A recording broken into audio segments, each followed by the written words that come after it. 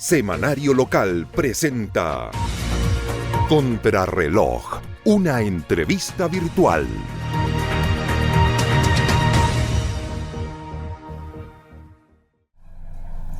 Hola, ¿qué tal? Muy buenas tardes. Día 25 de abril en la ciudad de Osorno, en la Galería Queros, comenzando este programa de conversación Contrarreloj, a fin de que usted pueda compartir con nosotros temas que son de relevancia nacional, también local, un poco de acá, un poco de allá, algo de lo internacional, literatura, de todo un poco, a fin de que usted pueda ser parte de un debate o obtener insumos de un debate que se hace necesario para generar esta masa crítica que vaya perfeccionando el tenor de la discusión pública en nuestra sociedad. Junto a Bernardo Candia, que le damos una cordial bienvenida, esperamos acompañarlos durante la próxima media hora. Bernardo, un gusto saludar y compartir con usted. Hola, buenas tardes, Claudio, y una vez más para compartir nuestras opiniones y también, digamos, nuestros comentarios sobre determinadas líneas de acción que uno observa en el espacio público. Pero antes de eso vamos a partir con nuestra recomendación de textos, dado que estamos frente al Día Internacional del Libro. Y por lo tanto yo te traje hoy día dos libros que me parecieron muy importantes y que son de Steven Levinsky y Daniel Ziblatt, Cómo mueren las democracias en lo que es el contexto del siglo XXI. Este es un texto que es altamente recomendable porque nos permite responder a la pregunta de por qué la institución o el sistema democrático se ha ido debilitando a través del tiempo, y ellos tratan de dar una respuesta a esa interrogante, es decir, ¿qué es lo que está sucediendo a nivel global o planetario que ha hecho que las democracias hoy día sean cuestionadas a través de populismos tanto de izquierda como de derecha, que hacen que aparezcan sobre todo líderes autoritarios, pero elegidos democráticamente? Y eso ha ido afectando o erodando lo que es la institucionalidad planetaria y el sistema democrático. Prueba de ello, por ejemplo, es el tema de la ONU, que muchos postulan que hay que eliminar la ONU, que no sirve para nada, o la OMS, que es la Organización Mundial de la Salud. Es decir, hay todo un cuestionamiento al sistema, y tiene que ver un poco como lo que dicen los autores de cómo la democracia muchas veces se ve inoperante para dar respuestas inmediatas o rápidas, y se cree que a través del autoritarismo puedes tener tus respuestas más urgentes o inmediatas. Lo vamos a comentar un poco. Y el otro libro es de Gabriel Salazar, que es un historiador, y él escribe una historia yo diría desde el pueblo.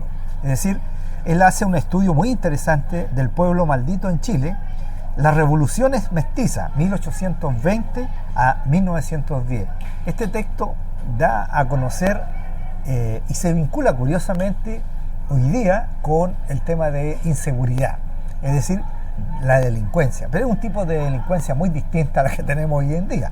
Es una delincuencia, básicamente, si tú ves la foto del nivel de pobreza que tenía Chile en esos años, en donde en la zona central principalmente tú encontrabas casas de adobe y con un nivel de pobreza terrible. Chile no era un país muy pobre hasta los años 80, y por lo tanto estos antecedentes históricos, que es una recopilación, porque él hace todo un análisis histórico a partir de los desde 1810 en adelante, empieza a ver y a registrar todo lo que estaba en los archivos, en la poca institucionalidad que había en el país desde el punto de vista de lo que hoy día podríamos conocer como el Poder Judicial, es decir, los jueces. Entonces, hace un registro de qué tipo de delincuencia existía, quiénes eran los que cometían los delitos, y por lo tanto, y quién administraba la justicia. Y a poco andar te das cuenta de que esta es una realidad que no ha variado mucho. En Chile, hoy día tú puedes hacer una afirmación que no es tan lejos de la realidad que sucedía en ese entonces, que lo que se encarcela es la vulnerabilidad, es la pobreza. Y en esos años sucedía exactamente lo mismo. Por lo tanto, quienes quieran profundizar antropológicamente no había un desarrollo social. Quien quiera profundizar en esos temas, ahí tiene un texto con antecedentes históricos que tú puedes comprobar y chequear a través de los archivos que el mismo autor cita, y por lo tanto, digamos, te puedes hacer un juicio personalmente sobre la materia. Y lo segundo, que son textos relativamente de bajo costo. Nosotros traemos aquí textos entre 15, claro, 25 mil pesos, por lo tanto no es algo que tú no puedas hacer hoy día en Chile, y creo que sería muy bueno para quienes quieran profundizar ambos temas. Gabriel Salazar, entonces, del pueblo maldito en Chile, las revoluciones mestizas, 1820-1910, y cómo mueren las democracias, de Steven Levitsky y Daniel Ziblatt. Lo que la historia revela sobre nuestro propio futuro, anclado esto seguramente en esta, de acuerdo a la frase, a esto de conocer nuestra historia pasada para saber hacia dónde avanzamos, hacia dónde caminamos y no cometer los mismos errores. Claro, y eso, digamos, un poco enlazarlo con las últimas semanas, que es muy preocupante, porque yo creo que sigue nuestra ministra de Seguridad no enfocada en el tema real que le importa a Chile, que tiene que ver con el crimen organizado. El Ministerio de Seguridad Pública, por ley, por mandato de la norma, no es un ministerio que esté enfocado a hacer operativos policiales.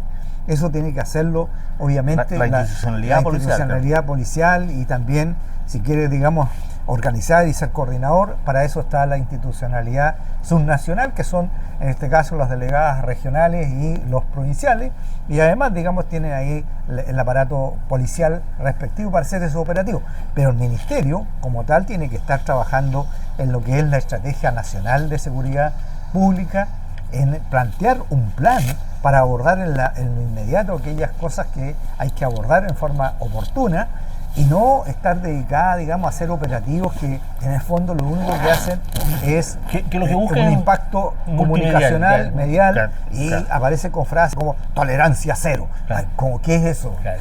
Si usted, el crimen organizado no lo va a resolver con ese tipo de conducta. El crimen organizado tiene que usar inteligencia policial.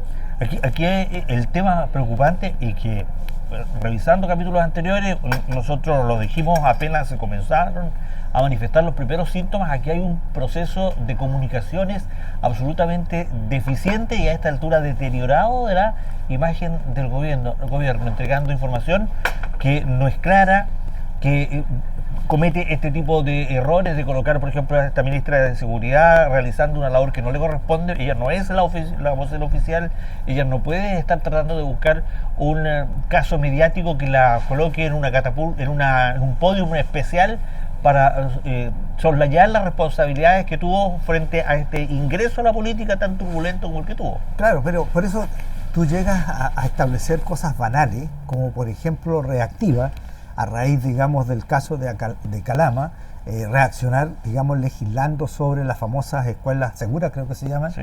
En donde lo único que tú observas en el proyecto es que van a instalar pórticos, cuando la unidad educativa, tú hiciste clase, la unidad educativa es una institución que la componen docentes, alumnos, padres y apoderados, paradocentes, y por lo tanto es mucho más complejo el abordar esa comunidad, y las escuelas no son más que el reflejo de lo que pasa afuera en la sociedad. Por lo tanto, si queremos de verdad abordar el tema de seguridad, mira, un dato, yo aquí de verdad a mí me llama la atención la falta de rigurosidad y de seriedad de las autoridades actuales. El subsecretario de Seguridad Pública dice, mire, en la escuela el crimen organizado se introdujo.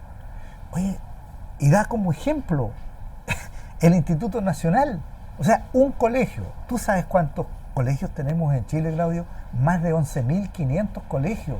Y da como ejemplo de esta presencia del crimen organizado el Instituto Nacional. Ministro o subsecretario, eso no es crimen organizado, eso se llama anarquía. Son alumnos que tienen un planteamiento anárquico, que no están con el sistema, que no les gusta el sistema. Por lo tanto, haga un buen diagnóstico y no estigmatice al resto de los 99% de colegios que no tiene nada de esto. Ahora, sí puede haber algún sector anárquico que tenga alguna vinculación transitoria con la delincuencia, a objeto de establecer mecanismos que le permitan acceder a petitorios comunes o a vandalizar situaciones o a extremar situaciones. Pero como tú dices muy bien, eso es relativo, es en focos puntuales, en situaciones puntuales y no generalizadas. Claro, porque imagínate si tienes más de 11.500 establecimientos educacionales, tanto municipales, particulares subvencionados y privados, y tú me estás hablando de 3, que son los famosos emblemáticos de Santiago. Oye, por favor, seamos serios. Ahora, incluso aquí hay un punto que podría convertir al gobierno de Kast, sacar un buen dividendo político si levantan la discusión a un nivel diferente al que se está tratando, puesto que efectivamente existe una percepción de inseguridad al interior de los establecimientos educacionales que puede ser manejado, pero tiene que ser construido el relato de una forma coherente. Por ejemplo, revisar las mochilas de los alumnos. Esto se lo escuché a un profesor. Y se encuentran un arma dentro de la mochila. ¿Quién es el profesor habilitado para manejar un arma? ¿O cuál es la experticia que tiene para manejar un arma detectado dentro de un establecimiento educacional? Yo insisto, aquí estamos exagerando y amplificando un problema mucho más pequeño, y esto se denomina la hiperrealidad. Es decir, tomar un caso puntual y eso amplificarlo para el resto de las instituciones educacionales en donde no pasa nada. Entonces seamos serios en estas cosas. Las unidades educativas necesitan ser intervenidas para mejorar la convivencia, pero también hay que abordar las causas de eso, y esas causas están en la población, son externas. Claro. Muchas veces los alumnos provienen de familias absolutamente disfuncionales, y por lo tanto tú tienes que abordar esa temática y hacer también que la unidad educativa le muestre un camino de esperanza al alumno. El alumno que quiera aprender va a tener un futuro, porque la institucionalidad que se llama Estado de Chile le garantiza el día de mañana que usted, si llega a tener un título profesional, va a tener pega. Eso es lo que tiene que hacer un Estado responsable, y no estigmatizar a los 11.500 establecimientos educacionales porque simplemente quiero sacar un dividendo banal sobre el tema que está sucediendo en las unidades educativas. Y esto, insisto, para mí, el colocar, digamos, un portal para detectar que no entren con elementos, digamos, cortopunzantes o armas, bueno, puede ser un mecanismo más, pero no es el fin. Claro. Con eso no se va a resolver. Si no hay protocolos establecidos adicionales, ¿cómo se va a enfrentar el problema una vez detectado? ¿Cuál es la participación de los padres en mejorar la situación, o de la justicia? Claro, el rol de los papás, claro, el rol de los docentes, claro, el rol de los alumnos. O sea, un protocolo evidente que permita, digamos, mostrarle al joven un futuro y una esperanza de que a través de la educación va a tener resultados. Pero si el niño ve, o la niña ve, que a través de la educación no va a lograr nada, y que el día de mañana va a tener un título profesional y no va a tener trabajo, bueno, eso produce desazón, produce desesperanza y frustración, y la frustración está muy cerca de la ira. Así es. Ahora, este problema que se genera con la ministra de Justicia es distinto a lo que ha sucedido recientemente con esta información en torno a la DIPRES y la rebaja de algunos programas, entre ellos Junaed. A mí me llama la actitud pasiva que ha tenido la ministra de Educación. Yo esperaba de verdad un mayor liderazgo de la ministra actual en educación, porque si quieres de verdad abordar el tema educacional en Chile, no puedes seguir estigmatizando el sistema nuestro. Es decir, nuestro sistema educacional está dentro de los mejores de América Latina. O sea, estamos muy por sobre Paraguay, o sea, Uruguay, que es el que nos compite más cercano, sobre Costa Rica, sobre México, sobre Argentina, sobre Brasil, y por lo tanto no sigamos estigmatizando, porque ¿saben lo que se instala de repente? Este discurso sin ningún análisis. La educación chilena es mala. Demuéstreme con evidencia que es mala, porque la única evidencia que tenemos para medir eso es la prueba PISA. Y en la prueba PISA Chile aparece lejos el mejor evaluado dentro del contexto después de Estados Unidos, obviamente, pero dentro del contexto de América, Chile es un país que tiene un buen sistema educacional. De lo contrario, no tendríamos los logros que tendremos. ¿Es perfeccionable? Sí. Obvio, es que eso es otra cosa. Si tú quieres tener mejores resultados y compararte con países que son parte de la OECD, bueno, tendrás que aplicar políticas públicas que te permitan mejorar eso. Pero no es este discurso catastrofista, apocalíptico, que todo el sistema chileno de educación pública es malo. Eso no es así. Lo mismo, ese mismo ejemplo que tú das con respecto a no ser apocalíptico, apliquémoslo también a la situación de los 6 carabineros desvinculados de la institución por evitar pagar en un tople una cuenta y tener un accidente de tránsito con un Bueno, resultado fatal. eso te demuestra también que... Así como para allá, es para acá. Claro, porque si el líder de esa institución, el general que conduce hoy día a Carabineros, no establece políticas claras y sancionatorias para aquellos que traspasan los límites, bueno, esas conductas se van a seguir repitiendo, porque esto lo estáis viendo en Carabineros. Ya Carabineros no es una excepción esto, pasa a ser un patrón conductual, porque hemos tenido Carabineros metidos en cobrando peaje en MEI, que era que cobrar una especie de diezmo, dado que de repente nos ponemos medio... Se entiende, Bernardo. Entonces, gracias, avancemos. Después tenemos otros carabineros metidos en el tráfico de droga, Claro. tenemos PDI, 4 PDI que fueron dados de baja, porque mira, esta cuestión es más común de lo que la gente cree. Bueno, habían 4 individuos dentro de la institución de la PDI en Calama, y hicieron una investigación interna, porque esta cuestión siempre sale, aflora cuando opera la inteligencia interna, es decir, la contrainteligencia. Y ahí este organismo detectó que habían 4 detectives que hacían a los perlas. Bueno, simplemente inventaban casos para robar, o cuando había un operativo se quedaban con el botín de lo recaudado. Entonces, porque son ministros de fe. Y esa conducta es más recurrente de que lo que la gente cree. Por lo tanto, tú ojo con estas cosas, estas conductas, porque imagínate un caso, 25 millones, que sucedió acá, sucedió en Osorno, en la provincia, para no... Sí, y tan lejos. Osorno. 25 millones dieron a conocer públicamente.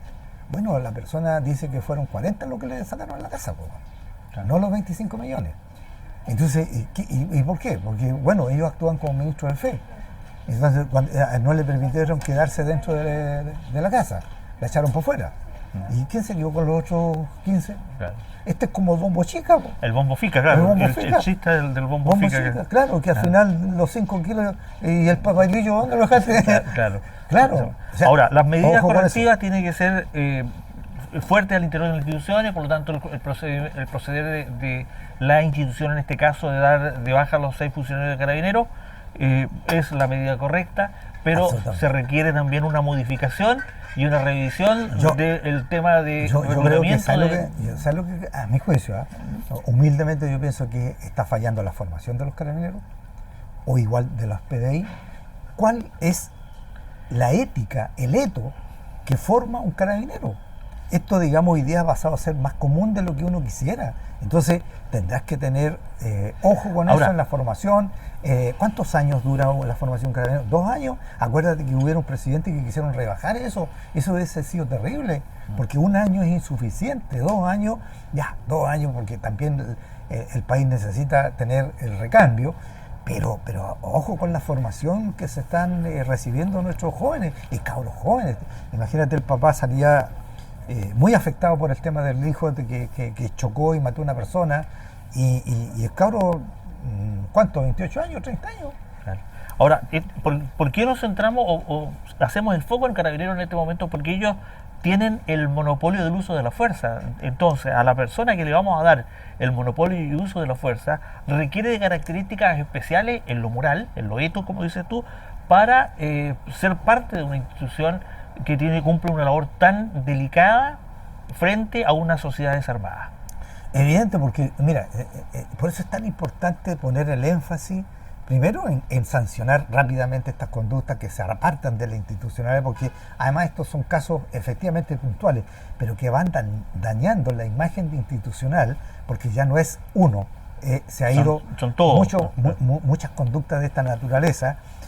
Y también pasa con la PDI, es decir, nosotros tenemos que tener ojo con esto y por lo tanto reaccionar rápidamente con primero las sanciones y segundo ver qué es lo que estamos haciendo mal, que están apareciendo este tipo de casos. PDI, Gendarmería.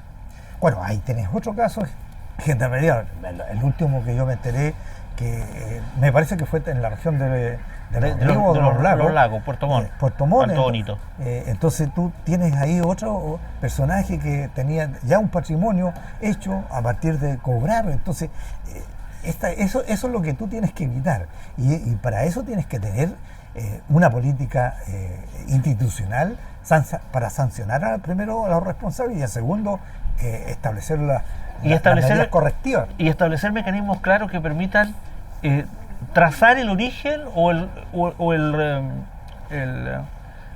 destino de los recursos que participan dentro de esta problemática, porque hoy día, por ejemplo, tú encuentras funcionarios municipales que puedan tener recursos mucho más amplios, lo que podría generar 2 veces de carrera funcionaria el sueldo con el que están trabajando a la fecha.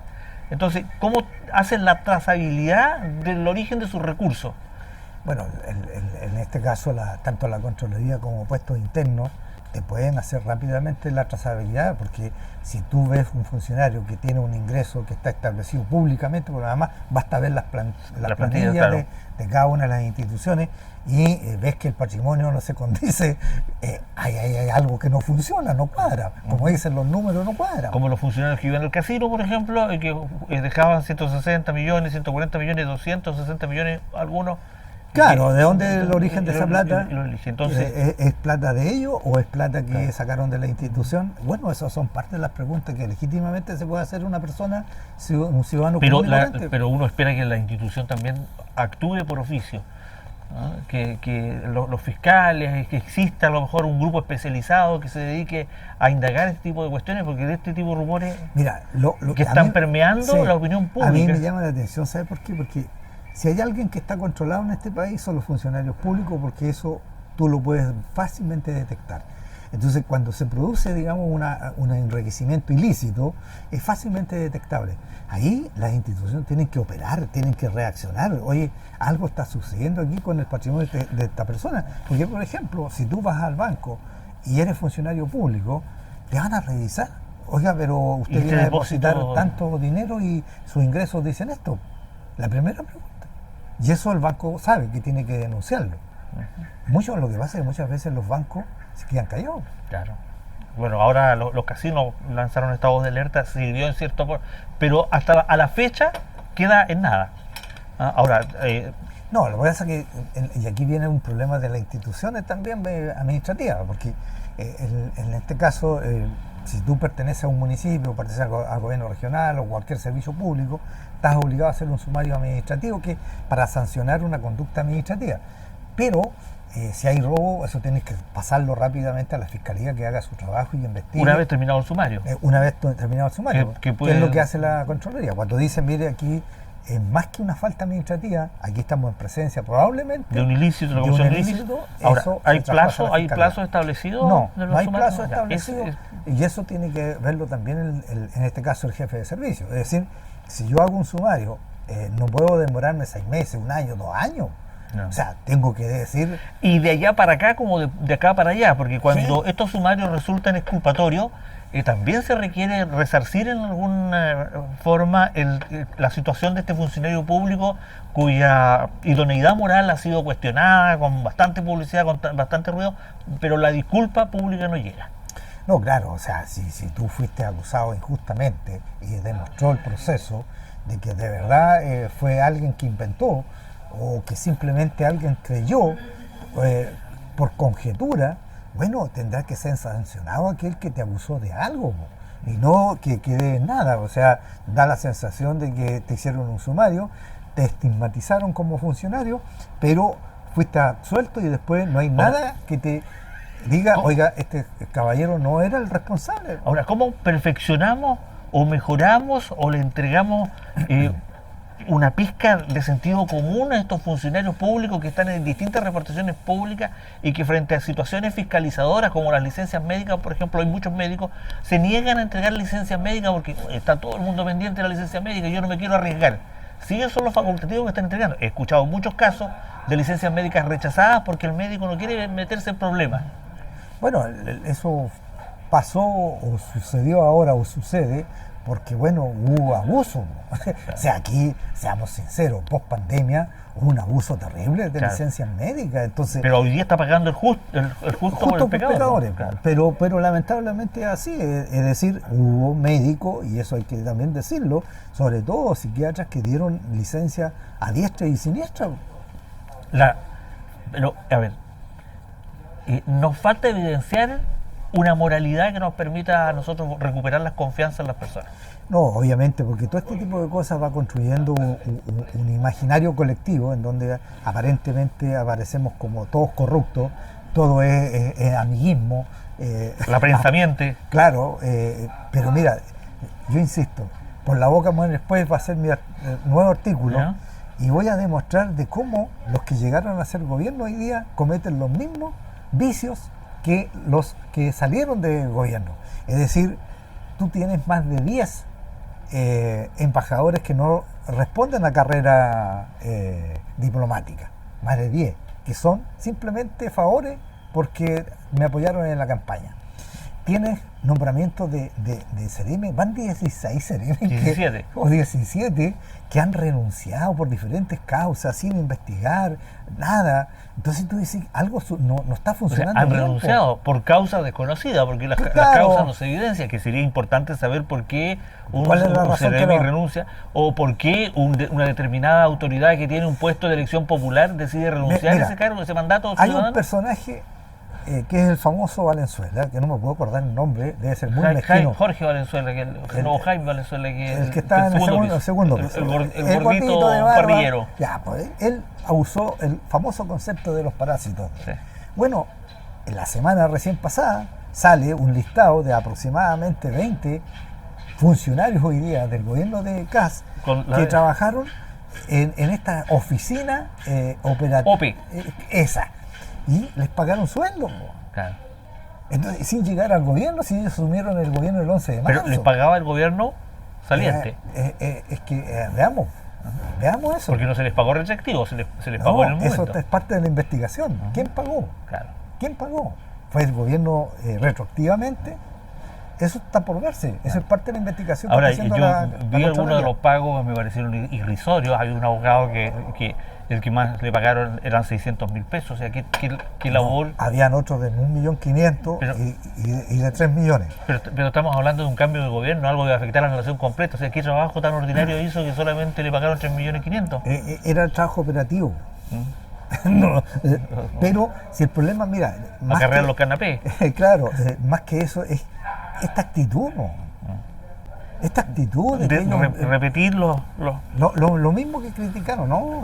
Mal. Bueno, hay que... Ahora, conversaba con un ex funcionario de gobierno dentro de la semana, invitándolo a organizarse y a establecer una oposición constructiva, una oposición realista. No una posición, y lo voy a decir de nuevo, estilo Manucheiri, sino una oposición con ideas. Apenas salió esta propuesta de gobierno del presidente, a mí me llegó un documento en PDF con un análisis punto por punto de los presupuestos. Pero dentro del gobierno de CAS no hay una explicación pública de los mismos puntos. Bueno, ellos tienen ahí un problema de cómo comunican, de cómo dan a conocer sus planteamientos. Lo que uno observa hasta el momento, por ejemplo, de los economistas. Yo voy a centrarme, la mayoría de los economistas serios, responsables, que tienen, digamos, a cargo facultades económicas, tanto en la Chile, la Católica o cualquier universidad, te van a plantear, digamos, que hay cosas que tienen que ser conversadas y ver cómo se van a implementar. Por ejemplo, la invariabilidad tributaria, es decir, entregarle la posibilidad a que las empresas durante 25 años tú no les puedas cobrar más impuestos, atenta evidentemente contra el sistema democrático. ¿Por qué? Porque mira, las sociedades, al igual que el ser humano, cambian, se modifican, mutan, y por lo tanto tú tienes que ir adecuando a la realidad, a las políticas públicas, a la contextualización, a la situación que tengas en un momento, pero no puedes comprometer durante 25 años la invariabilidad tributaria. Por ejemplo, bueno, son temas que están pendientes. Otro tema que ya estamos al límite del tiempo tiene que ver con que las nominaciones de aquellas personas para ocupar cargos a nivel de región. Me gustaría mucho en lo personal que entraran a formar parte del gobierno aquellas personas que hicieron un tremendo trabajo para que José Antonio Kast sea hoy día el presidente de la República, y que están siendo un poco mantenidos al margen. No creo que en espera de un segundo mejor tiempo, sino que simplemente al margen, porque al interior pareciese ser que hay una especie de guerra por quién coloca o ubica los mejores pingos en los puestos clave para determinados fines. Eso en lo que podría incluirse también algunos familiares. Bueno, es como la noche de los cuchillos largos. Estamos en el proceso de la noche de los cuchillos largos, o los cristales rotos. Los cristales rotos. Entonces, yo creo que tiene que ser transparente el gobierno, tiene que incluir aquellas personas que son destacadas y que fueron parte importante de la campaña de José Antonio Kast. Bueno, ellos tendrán que hacer ese diagnóstico, a quién colocan, porque ellos toman las decisiones. Nadie le está apretando, no les va puesto a nadie una metralleta. Ahora, si tú te encuentras con, no, mira, yo me guardo para otro tiempo mejor, hay que esperar un poco, el gobierno sabe lo que hace. No, si usted tiene capacidad para aportar, aporte, súmese y aporte.